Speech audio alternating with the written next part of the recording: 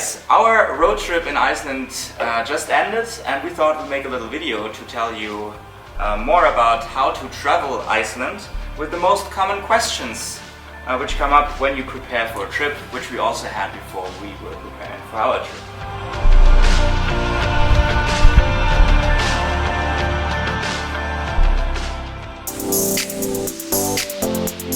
We just spent the last 2 weeks traveling around Iceland.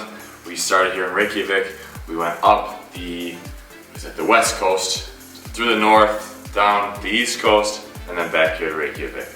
It took us how many days? We did it in 10 days. We had a little bit more, we factored a little bit more time in because we also do photography and video, as you've seen in the series. So let's start from the beginning. Getting in, getting around. In matters of visa situation, it's pretty fast forward for basically for us too. Yeah. Like from North America. Yeah, you have 30 days on just your regular passport, valid passport, all that kind of stuff that has to be applied. But yeah, 30 days with a valid U.S. passport. I believe Europe is the same. Yeah, it's the same. Iceland is basically part of Europe, so not a big problem. Yeah, just buy a ticket, come when you're from this area. It's a little bit different for other countries, so I recommend making sure with your country checking out the visa requirements before you go, but in general it's the same as in other countries in Europe. And when you're in, how do you get around from the airport to get into the city center of Reykjavik? This will probably be your first stop. There are two major companies, two bus companies, Flybus and Greyline, and you can book online a transfer ticket which takes you actually either to their bus terminal, or if you pay a little bit more, also to the hostel or the hotel you're staying at. And the same goes for the way back, so you can buy a return ticket which is cheaper than buying two one-way tickets, so you could think about doing that beforehand and save some money on that. I think the best thing for us and what we talk about a lot is we've made a really good decision in renting a car. For us, especially for videography and photography, we were on our own schedule all the time. We could go off the beaten path whenever we needed to. So in general, you have three options. You have a normal rental car, you have a 4x4, and you have a camper van. So camper van is cool because you can sleep in the camper van, you can cook, yeah, and you basically have everything in one place. It's definitely the most economic choice as far as your accommodations are built in, that you can stay. There's a lot of campsites around the country that you can find beforehand and stay in those, and there's some nice setups. We even passed one that had a large dining area and kitchen set up and public bathrooms and things like that. So again, if you're on a very tight budget but you do have time, I would highly recommend, the camper van option is a really good option. Exactly. We went with the 4x4 because we went a little bit off the beaten path. We went on the gravel roads, which you can mostly find in the highlands, but also in the east and in the north. If you want to go to like certain waterfalls, they are mostly so-called F-roads, which you can only drive on if you have a 4x4 rental car. Otherwise, you're not allowed to drive on them. So if you want to truly explore, get a 4x4. And then if you are staying maybe a little bit shorter, you want to do some day trips from Reykjavik, then a normal rental car to go to the south, to Vik for example. Yeah, the roads close by Reykjavik are very good. Everything is paved, it's really nice. It's only up until you get out of the city, out of the main areas, that the roads start getting a little rough. There's a few times we had road closures, but for the most part we got lucky also with the weather. The weather can turn like this in Iceland very, very quickly, so having that 4x4 gave us a little bit of comfort knowing that we could get through these spots. And what you can do beforehand is each day you should check, there's a certain website which tells you where road closures, how are the road conditions. This is very good, a very good system here in Iceland. There are basically two big options you can do depending on the time you bring. You have the ring road, this is the one we did. Yeah. This takes you through all of Iceland. It's basically road number 1, and you start in Reykjavik and end up in Reykjavik. And the same goes for the Golden Circle route. You also start in Reykjavik and end up in Reykjavik, but this is a round trip doable in 1 day, which takes you to some waterfalls, geothermal springs, Blue Lagoon, geysers, and crater. Golden Circle is obviously very, very popular, and it's hard to escape the tourists. It is always a good time to travel to Iceland. It just depends on what you are searching for. If you want to see the northern lights, for example, you need to come more in the darker times because in summer the sun doesn't really set. So summer is also the most popular time. If you want to avoid the tourists, you shouldn't come in summer, but of course in summer it's warmer. Yes. So which makes up for opportunities to go to the central highlands and go hiking there, which is not really possible in winter because it's hard to access. So I would say, like springtime is a great season to like have a little bit of everything, as is the right fall. now. Yeah, I think we got a good taste of everything, and the roads were still good. Conditions were good. We still got to see a little bit of the changing of the colors when we were hiking around the canyon. That's true, yeah. So I think right now is actually the perfect time that we were lucky enough to choose. So yeah, for us, like the shoulder season, because we're not tied to holidays, shoulder season is great. So we were traveling end of October and a few days in November. Perfect.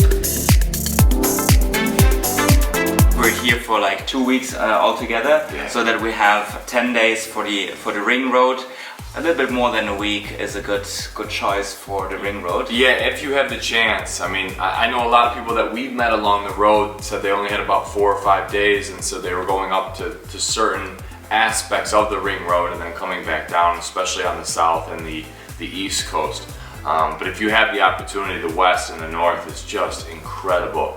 So you have a few extra days, I would say go up there. We felt, I don't know if you would say rush, but we had things to do every single day. We were ticking them off the list, and obviously we spend more time, like Steve says, in each location filming and photography and things like that. But the more time you have here, I'd say 2 weeks for the ring road, and you will not get bored. The more the better when it comes down to real adventures. Also, if you want to do the Central Highlands, you need to bring some time. So if you want to do the ring road and the Central Highlands, 2 weeks might be what you're looking at. If you just want to go for like a mini adventure, if you have a stopover, which is possible with certain airlines, as Icelandair for example, they do that. You can have a 7-day stopover without additional costs when you, for example, fly to the US. Then it makes sense maybe to just have like 3 or 4 days, then do some day trips to the south. What would you do if you had 3 or 4 days? I would definitely do the Golden Circle, and I would head down south. I would head to Vik to see like some water. I mean, on the Golden Circle you have one big waterfall you see, but down south you have like the waterfalls. Yeah. Also glaciers is what you can't see when you're on the Golden Circle. Okay. But if you're here in summer and you rent a 4x4, you can go a little bit into the highlands. This could be like another day which you could spend there. You can basically have everything in 1 day. You can have hail, rain, sun, everything in 1 day. We got pretty lucky actually on our trip, but you should definitely come prepared. You should bring many layers. You should come like we could call it in Germany the onion principle. Do you call it as well?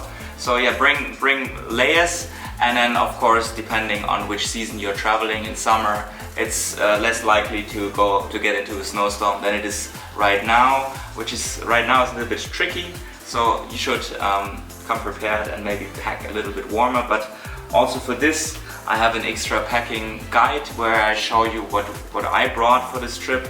But in general, I would say a fleece jacket, a good windbreaker. Yeah, is always a good. So the wind, and this is funny because the rental car company actually warned us. This is the first thing he said. He goes, make sure you close the doors and hold on to the doors when you do, because they've been known to be ripped off by the wind, and we definitely felt that a few times.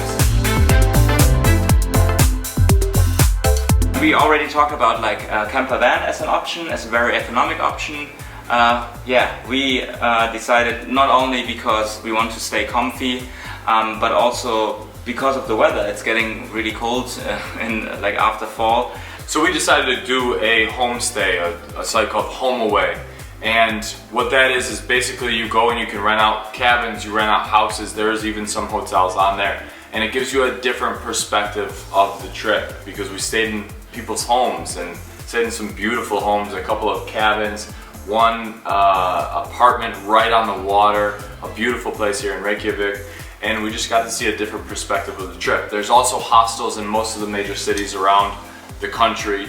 And again, the camper van is a good option, but for two grown male adult friends sleeping side by side, we wanted a little more space just so we wouldn't kill each other on a 2-week road trip. You mentioned hostels. We are now sitting, we're recording here in this suite of the Oddsson Hostel, another partner of this trip, just to show you also the other side of options you can choose from when you travel in Iceland.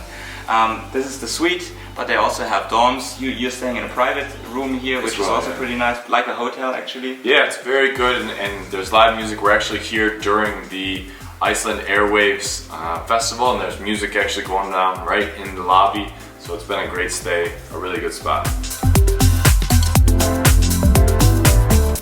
It's an expensive place. So we're drinking beers here, like we're looking at beer prices here if you are out in a restaurant or if you are enjoying the nightlife of Reykjavik, of about like $10, even more, like $10 is like the average. If it comes down to snacks, like if you want to do it on the cheap, hot dogs are very popular here, but they start at like $5. Yeah. And then if you want to go for like bigger food, you need to calculate with at least like $10 to $15 per meal. Yeah, for example, off the beaten path, I mean up in the north and things like that, we were seeing cheeseburger combos at the local gas station for $25. At the gas station? Yeah, for $25. So gives you an idea. It's very, very expensive, and we got around that in a few ways. So talk about food in a second. Coming from a backpacker background, Iceland is a country which I chose to go to in a stage of my life where I can afford it, just to give it justice, just to experience also the food, to experience it to the fullest, and it really deserves it. So maybe save up and maybe have like one trip less a year and save up the money for Iceland, as it is totally worth it. Gareth shot a little video here about the food experiences in Reykjavik, which pretty much picture the Icelandic food culture you can expect here. So what is your experience, just a little bit shorter, so that the people still can go over to your channel and watch the video? Yeah, so I definitely just barely stuck my toes in the water as far as the food goes. I mean, we've been in Reykjavik for about 5 days now, and traveling around the country, we did a lot of grocery shopping just because we knew we wanted to stay on a budget, and there was good grocery stores. There's a bonus, and then what's the other one? Wait, look for it. We got our grocery bag right here. Yeah. It's not sponsored. Cronin. So there's some good grocery stores around the country. So what we did was at these home aways, we had kitchens in most places that we were at. So bonus. Always. So what we did was we would shop and then cook, and that saved us a lot of money as far as going out to dinners. But lamb, seafood, those are two of the most coveted items on the menu. And there's burgers everywhere. As Steve mentioned, there's hot dogs that are always a good option. But for the most part, really good food, and I would say the grocery shopping helps you save some money, but make sure you get out and make sure you spend a little bit of time checking out the local cuisine. Alright guys, that's it from us. If you want to see more, and I hope you do want to see more, you should check out Gareth's channel, where he features our daily adventures in Iceland. You see the rest of the videos we shot down here on my face. You can subscribe to this channel for new travel videos every Thursday. That's it from Iceland. Thank you guys, and again, make sure you leave a comment if you have any questions about Iceland. We'll be sure to respond directly. Thanks guys. Bye.